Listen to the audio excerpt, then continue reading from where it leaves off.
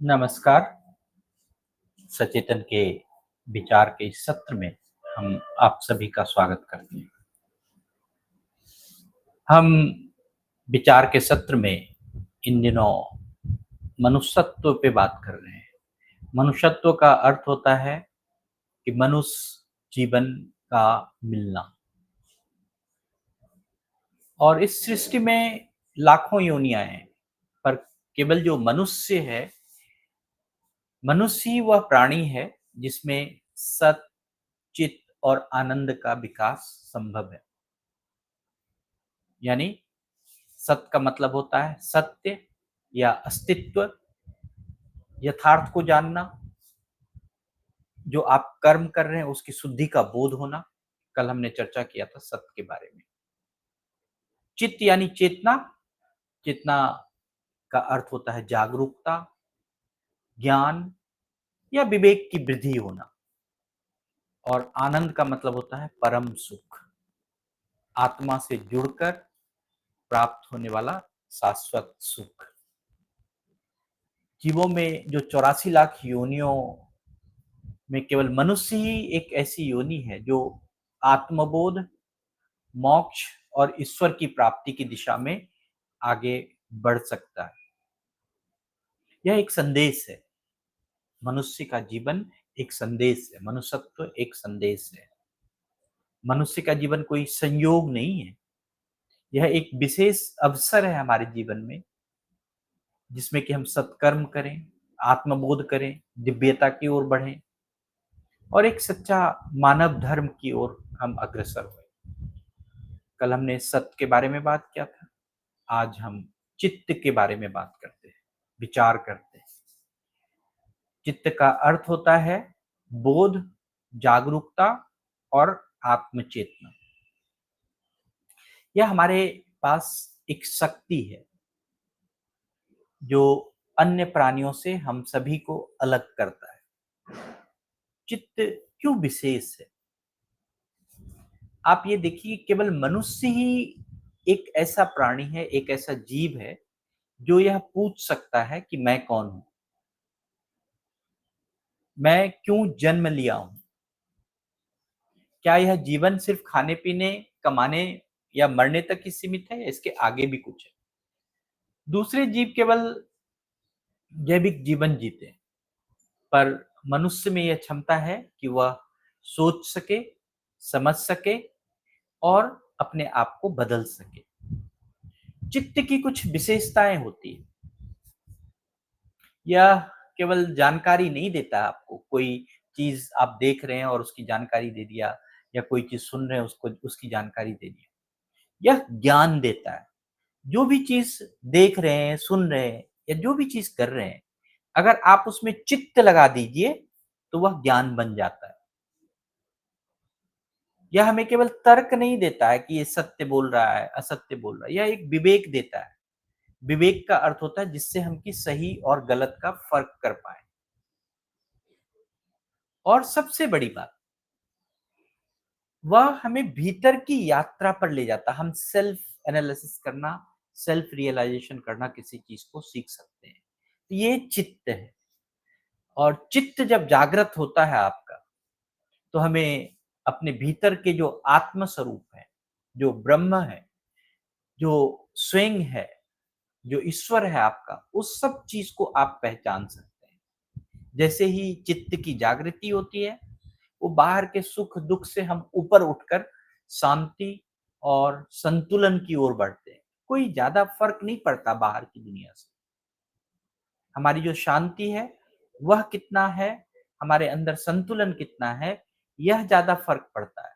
इससे चित्त की जागृति का आभास हो सकता है। सिर्फ पढ़ाई लिखाई से बुद्धि नहीं होता है। यह होता है ध्यान से, मनन करने से और सच्चे जीवन के अनुभव को आप चरितार्थ करेंगे अपने जीवन में, तभी आपके चित्त की जागृति संभव है। अगर आपका चित्त का विकास कैसे हो, ये चित्त का विकास जो है हमारे जीवन में करना बहुत जरूरी है। और पिछले दिनों मैंने चित्त पे ही, कॉन्शियसनेस पे ही बहुत सारी बातें हम लोगों ने विचार के सत्र में किया था। चित्त का जो विकास है, यह संभव है आपको स्व अवलोकन करने से, सेल्फ ऑब्जर्वेशन करने से। आप अपने विचारों को, भावनाओं को, अपने कर्मों को देखने की आदत डालिए कि आपके जो विचार आए, उसमें आपका क्या लेना-देना है। आपकी जो भावनाएँ ऐसी बन रही है, उसमें आप कहाँ पर फिट करते हो? आप जो कर्म कर रहे हो, वो सही है या गलत है?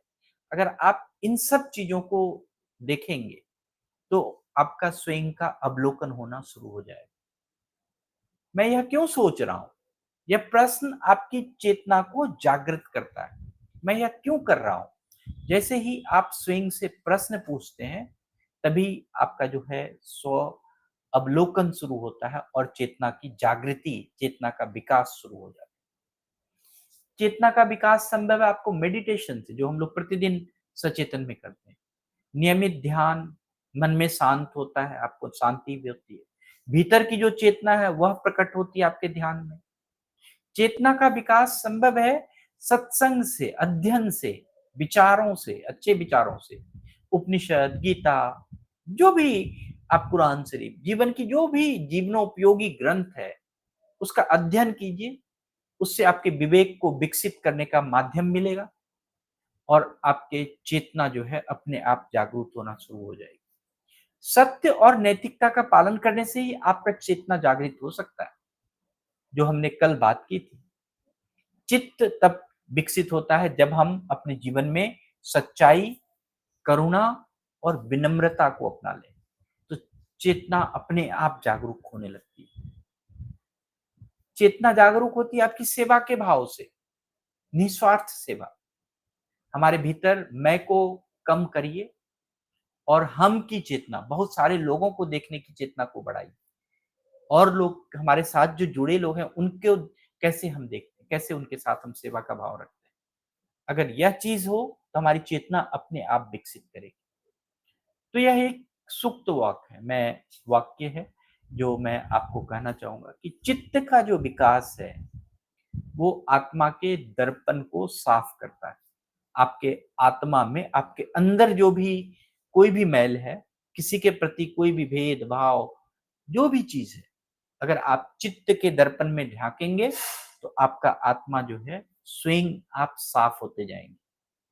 आपका परिष्कार होते जाएगा, आपका विकास होते जाएगा और जब एक आप उच्च कोटि की उस शांति, उस संतुलन और उस स्वच्छता के ऊपर में पहुँच जाते हैं, उस सत्यता के ऊपर पहुँच जाते हैं, तो तभी आपको जो है आपकी परमात्मा, आपके जीवन में परमात्मा का झलक मिलता है, आपका परमात्मा से मिलन होता है। तो ये जो चित्त है, यही एक माध्यम है हमारे जीवन में और जब हमारा चित्त जग जाए, तो हम जान पाएँगे कि हम शरीर नहीं है, हम एक शुद्ध चेतना है। हम ऐसी चेतना है जो उस ब्रह्मांड के स्रोत से निकली हुई है, जो सबके अंदर वैसी ही चेतना है। किसी के अंदर कोई कम नहीं है, कोई ज़्यादा नहीं। आपकी चेतना इतनी विकसित हो जाएगी कि आपको स्वभाव, समभाव सब दिखना शुरू हो जाएगा हर किसी के अंदर। तो ये चित्त का विकास है। तो जो आज हमने कल कहा था कि सत, चित, आनंद को ढूँढने के लिए ही हमको मनुष्य जीवन का ये मनुष्यत्व प्राप्त हुआ है। मनुष्य जीवन का यह जो एक अवसर प्राप्त हुआ है, ये सत्यम शिवम सुंदरम को जानने के लिए मिला है। अगर हम इनको जान लें, तो हमारा मनुष्य जीवन सफल हो सकता है। तो आज के लिए इतना ही। आप सभी का बहुत-बहुत धन्यवाद, बहुत-बहुत आभार और आपके मन में कोई भी प्रश्न है